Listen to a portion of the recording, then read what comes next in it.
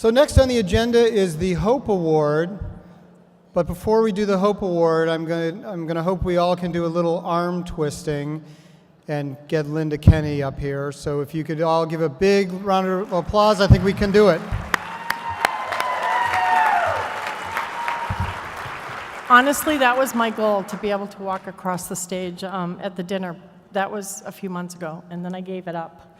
And then I wasn't going to speak, and they thought I should. So here I am, and my daughter told me to be funny, delightful, and then sit down. So I don't know if I can do that, but I just know it's been a tough year, and you know, as you all read my letter, so that's enough. But I can't thank my family enough for keeping me humble, keeping a sense of humor. You know, from the day of my first event till now, humor is what is my saving grace. And I have to tell you, my colleagues and friends out there through Facebook and emails, I couldn't have done all I've done this year without your support, so I really appreciate it. And I have such a great, the leadership committee, the planning committee, our sponsors, you know, you've all been wonderful, and I couldn't have done it without you. I mean, it's been an emotional month. I mean, Jim Conway was at the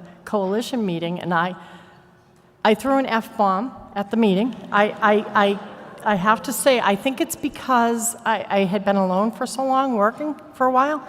But the other thing is, you know, it's the first time I had heard his father's story, and that was in 1980, and it made me so sad to think, you know, all these years later, and we're still hearing these stories, and you know, although we're getting safer, we still need to support people better.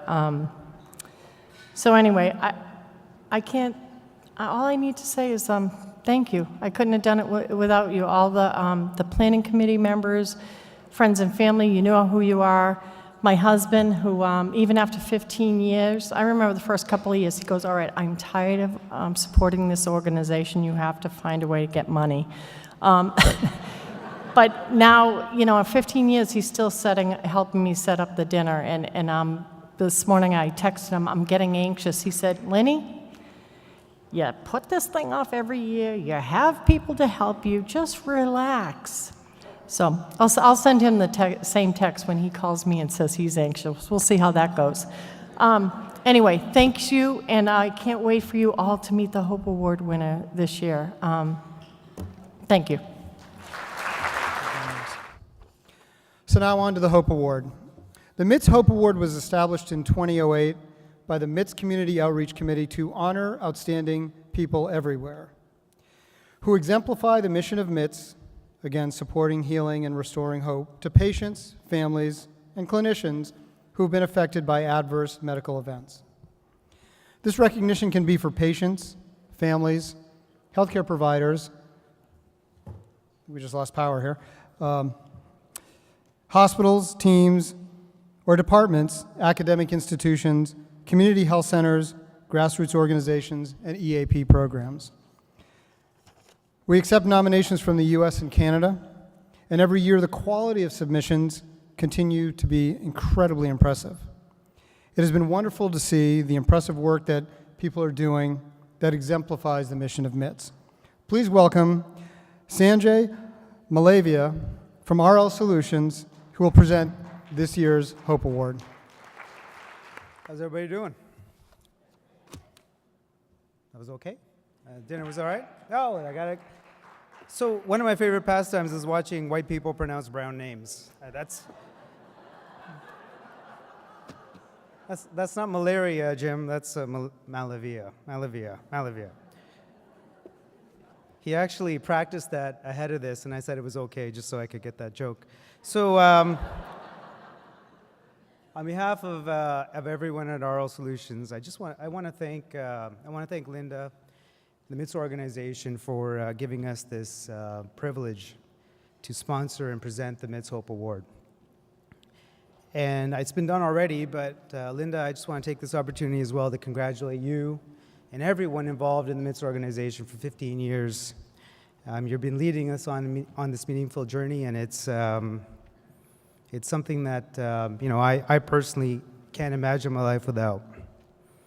because there's nothing in RL Solutions' own 20 years of existence that I can say we're more proud of and we're more committed to than our partnership with this organization and, frankly, personally with you, Linda. Because there's some special people we meet in our lives, and they have a story, and they have a dedication to a cause, and it inspires us to do better, to be better. Linda, you've been that person for us, and you've been that person for so many other people. We're on our 8th consecutive presentation sponsorship of this award, and we're going to continue to support you, we're going to continue to support the MITSS organization, and we're going to continue to support this prestigious award until the day Linda or the board asks us to stop doing it. Our affiliation with this award has allowed us to meet so many more Lindas. And it's not just the people who win, but all the nominations. I get to read them all. And every single one of these people is doing so much in our world of patient safety. They're making a profound difference in the lives of patients, and they're making a profound difference in the lives of the caregivers.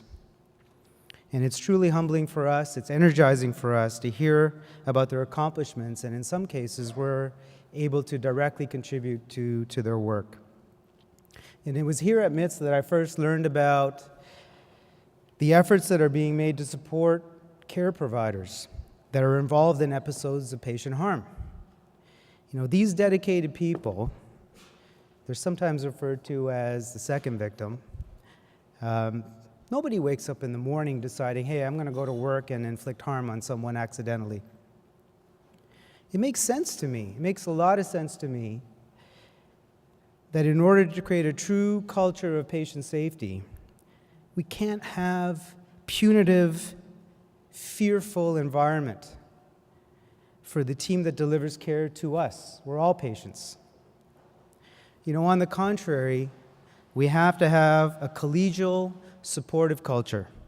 One that inspires all care providers to bring their best to give to the patients that they care for. So what I love about this year's Hope Award winner is that she has truly understood all of this. She gets putting patients first. She gets creating a supportive environment for the people that care for patients. And she gets culture. She gets having those people who care for patients feel safe and feel empowered to deliver their best on behalf of the organizations that they work for and on behalf of their patients. And she got all this long before a lot of the state, national level initiatives that we've heard of over the past several years. In fact, she's inspired a lot of those movements. Dr. Marianne Sullivan, she's now the Chief Medical Officer at Leahy Health Behavioral Services. And that's a lot. She's got a lot of other titles too. I tried to cut it down and I wasn't successful. But you know what? She's been a true champion for patient safety for over 30 years. And a few days ago, I called her, and she says to me, Sanjay, I feel undeserving of this honor because I just fell into this work of patient safety. I'm not sure how someone who's a founding member and a long-term president of the Massachusetts Coalition for the Prevention of Medical Errors, I said that one without any slip-ups, which was nationally recognized and copied and followed all over the nation. How can that be referred to as someone who falls into something accidentally? But her sentiments reminded me of a quote from a hero we're all familiar with, and that's Chesley Sullenberger, the pilot that landed the plane safely into the Hudson River, and all the passengers survived. And I'm going to paraphrase a quote that please don't fact check me on this. Too much of that has been going on lately. Just buy this for a second.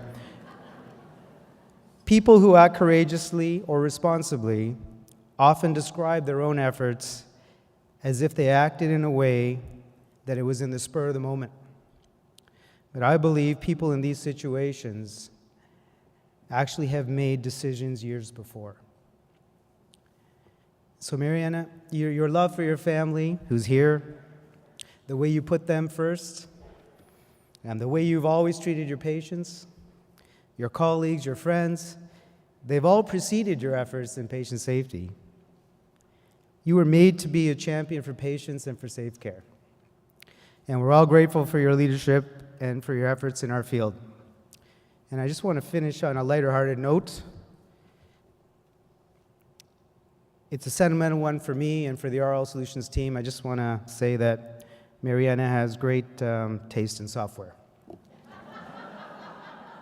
Please join me in welcoming Dr. Mariana Sullivan to the stage to accept this year's Hope Award.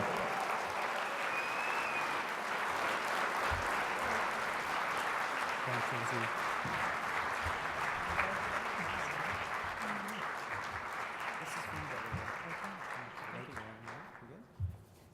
Great and very early taste in software. Sanjay, thank you so much. And thanks to my family, almost all of whom are here tonight. My daughter-in-law is home with our baby granddaughter, if I haven't mentioned that already.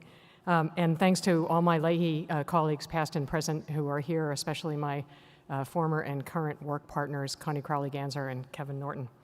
And Linda, thank you for your amazing work over the past 15 years, and I am so indebted to you. I remember the day we first met.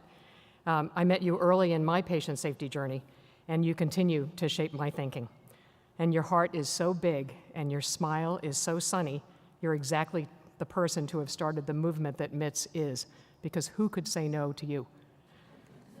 So I did indeed stumble into my work in patient safety. I was a young physician appointed to the State Board of Medicine back in the early 90s, in the days before the red-blue divide that we seem to be living in. I was an outspoken liberal appointed by then Republican Governor Weld because he thought the fractious Board of Medicine needed a psychiatrist.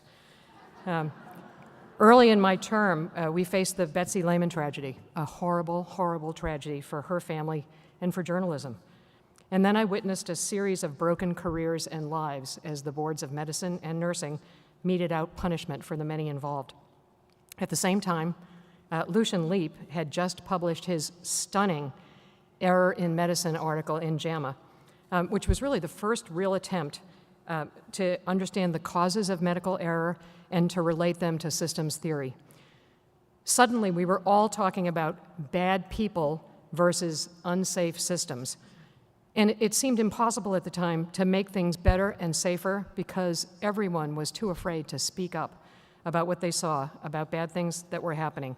Because the medical model told us that if something bad happened, if harm befell a patient, it had to be someone's fault. Not long after that, Linda faced her own horrible event and managed to turn her anger and grief into a call for dialogue, understanding, and a commitment to work together for improvement. The Mass Coalition was formed in the aftermath of the Betsy Lehman tragedy, and it was an effort that I was thinking yesterday felt a lot like Abraham Lincoln's team of rivals. There were harmed patients, or at least one, at the table, and there were hospitals and nurses and doctors and the Board of Medicine and DPH and health insurers, and what seemed to me at the time, who was young and easily wowed, it seemed that the whole movement's founding fathers and mothers were also sitting at the table. Jim Conway and Lucian Leap and Connie Crowley-Ganser and Nancy Ridley of blessed memory, all at the same table. There were challenging times, and the development of trust took real work. There have been many successes along the way. I know Jim was challenged recently with, well, what has the patient safety movement done? We have done some.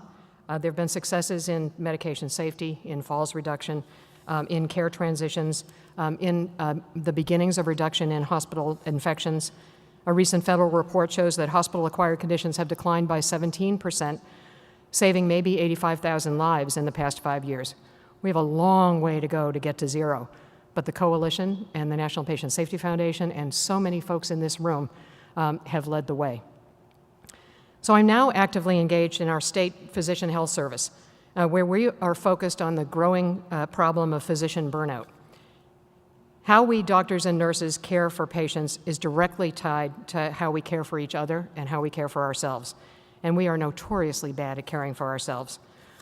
A bit of a discursion. There's an old and an ongoing study of the Harvard class of 1938, admittedly not our most diverse group, but one of the nuggets to come out of that study is if you have a 4 a.m. friend, someone you can call at 4 a.m. and know that they'll be there for you, you are likely to live much longer than if you don't. And you know, that's out there. That's a fact. We don't know where that fits in the world of evidence-based medicine, but it's a fact. And the Beatles also said it, all you need is love. The practice of medicine in 2016 is, as Jim Conway has said, like standing under a waterfall, with heightened production pressure in a fee-for-service world, with complicated electronic records, lost my place, that add hours to our day and get in the way of our personal relationships with our patients, with too many physicians and nurses feeling helpless in the face of the increased intensity of illness in hospitals, overly complex systems, and mind-numbing tasks to be completed. Often we feel that medicine is too much business and too little calling. This is a recipe for burnout. The answer? I actually think it is in part in 4 a.m. friends. We need them at home and we need them in the healthcare workplace. We need to feel loved and supported and understood. And that human connection will give us the courage and strength to do the hard work. I think in the long run we will survive and even thrive if we can build on the kind of work that Linda and MITSS and the Coalition and NPSF and so many others in this room have pioneered. We need to reach across the aisle, patients and families and caregivers. My family told me it was okay if I cried. We need to hold each other's hands, move beyond our grief and anger on the side of patients and families who've been harmed, and the shame and fear and defensiveness and humiliation on the other end that we feel when we're on the giving end of the harm. We need to commit together to take that next step, to understand that we're all human, we will all fall down, we will get up, we will dust ourselves off, we'll learn from our mistakes, we will fix our broken systems, and try in our own ways to make the world a better place. So I thank you all.